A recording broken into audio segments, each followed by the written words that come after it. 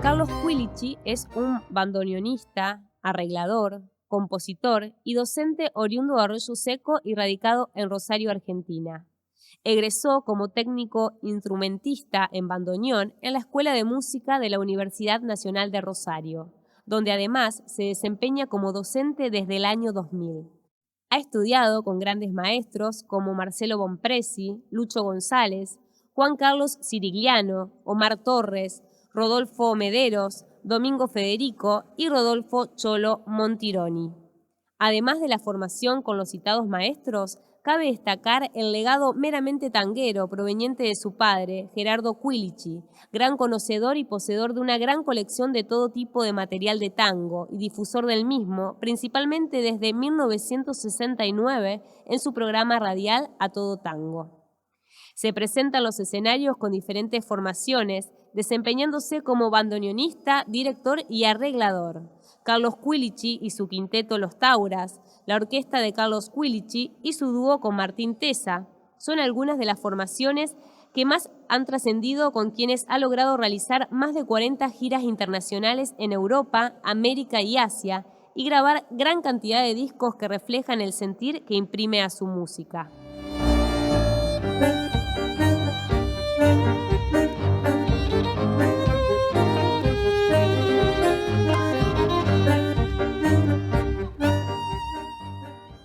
Soy Carlos Quilici, bandoneonista de tango, compositor, arreglador.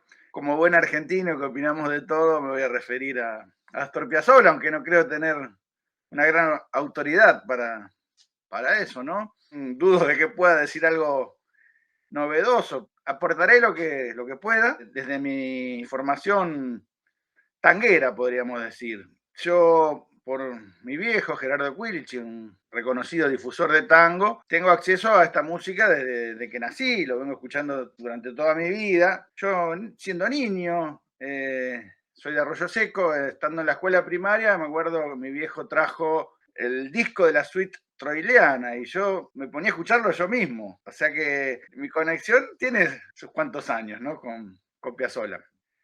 Me encanta la música que hace y que lo considero un capo en todo aspecto. Él se ha destacado no solo como compositor, como arreglador en numerosas orquestas típicas allá desde los años, mediados de los años 40, obviamente como gran renovador, innovador en el tango, con sus características de ser una persona inquieta, inconformista, de no quedarse con lo establecido y tratar de hacer cosas nuevas, ¿no?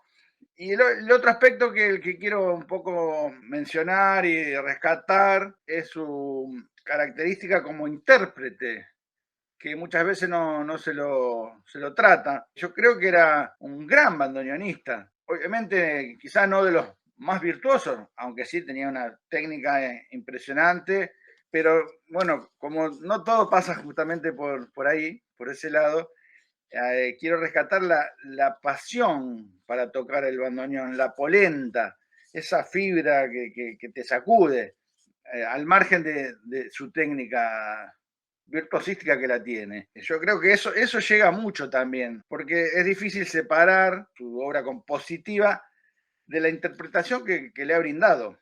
No solo él como bandoneonista, sino que se supo rodear de los mejores músicos que existían en cada momento para sus proyectos, ¿no?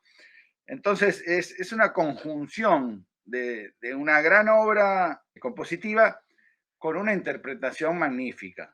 Te sacude escucharlo tocar. Cuando uno quiere abordar su obra, se choca un poco con unas paredes altísimas. Me estoy refiriendo al momento de la interpretación, porque hay que empardar esa capacidad justamente que mencionaba, interpretativa maravillosa. Abordar su obra requiere de no solo un gran conocimiento del instrumento, bueno, el bandoneón en este caso, o los otros instrumentos que podrían utilizarse, por ejemplo, para recrear su quinteto, sino que hay que imprimirle también esa pasión, esa sangre que salpica cuando se lo escucha tocar, ¿no?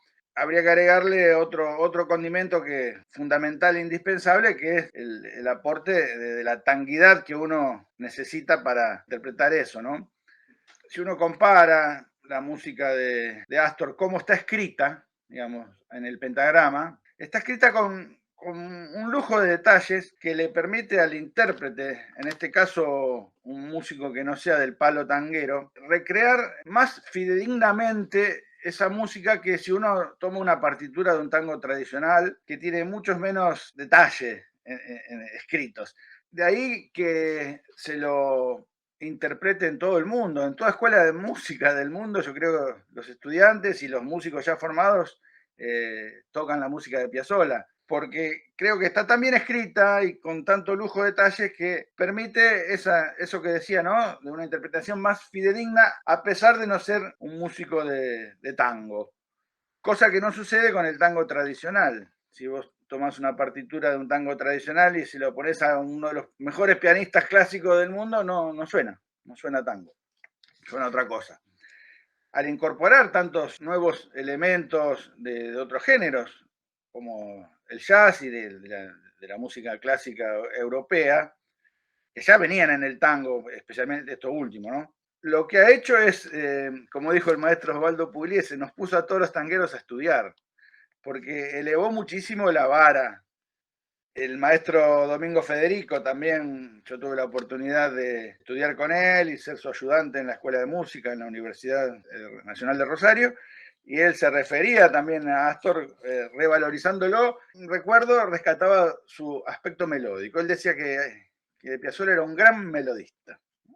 Otra faceta que excede a su obra, que es lo que sigue hasta nuestros días, es lo que ha generado en la juventud. Bueno, yo mismo, como antes contaba, de chico ya escuchaba a Astor. Después tuve una etapa adolescente donde uno, bueno, por ahí se vuelca al rock, a otras expresiones más acordes a la edad, pero siempre seguí escuchando la música de Piazzolla. Y cuando empecé a tocar el bandoneón nuevamente, yo estudié de los 11 a los 13 y después dejé unos 10 años esa etapa. Cuando volví, siempre Piazzolla presente. Y muchos años después, cuando empecé a enseñar bandoneón, la pregunta era al alumno, ¿por qué el bandoneón? Y te diría que en un 90%, porque habían descubierto a Piazzolla y de ahí se quedaban enloquecidos y querían volcarse a este instrumento maravilloso, ¿no? Y lo bueno de eso es que es una puerta de entrada para descubrir todo el tango, que es una riqueza inabarcable, ¿no? Justamente hablando de todo el tango, la obra de Piazzolla, si bien hay que acabar con la discusión, es tango, no es tango, él mismo se encargó de eso. No todo lo que hizo justamente es tango, pero sí lo que se cuestionaba lo es. Y el punto para confirmar eso es que los grandes músicos de tango, ya en los 40 empezaron a grabar sus obras. Sea Troilo, sea Pugliese, Fresedo, ya está todo dicho con eso, ¿no? Ya que hablaba un poco de otros intérpretes de tango, hay una cosita que me gustaría mencionar, que lo dijo el maestro Horacio Salgán, que fue otro gran innovador, podemos decir, muy distinto a lo de Piazzolla. Justamente lo que dijo este maestro es que él trataba de incorporar cosas en el tango, pero sin salirse del tango. A diferencia de Astor, que él quería salirse, pero muchas veces no podía, a pesar de lo que hubiera querido, ¿no? Entonces, eso es una cosita interesante para remarcar.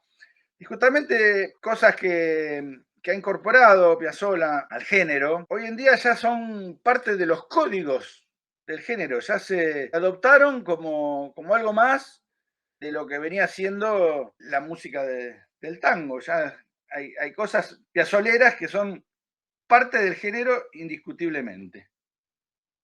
Bueno, antes mencioné que Piazzolla es un muro altísimo, sea al momento de componer como al momento de interpretar su obra. Para mí no deja de ser muy valedero e importantísimo que se recree, por ejemplo, su quinteto lo más fidedigno posible, lo más parecido posible a lo que él hizo. Pero bueno, no deja de ser una copia de algo ya hecho. Yo creo que lo interesante, el desafío, es poder recrear su obra dándole, ¿no?, un tinte personal, particular, comparándolo con lo que es la música clásica de tradición europea, digamos, se respeta muchísimo y las versiones no difieren tanto una de otra si uno interpreta, qué sé yo, Mozart, Bach, Beethoven, lo que sea. Por eso él entró también en ese circuito, ¿no? Yo creo que Astor es no solo uno de los más grandes músicos de tango, sino creo que es uno de los más grandes músicos del siglo XX, universalmente hablando.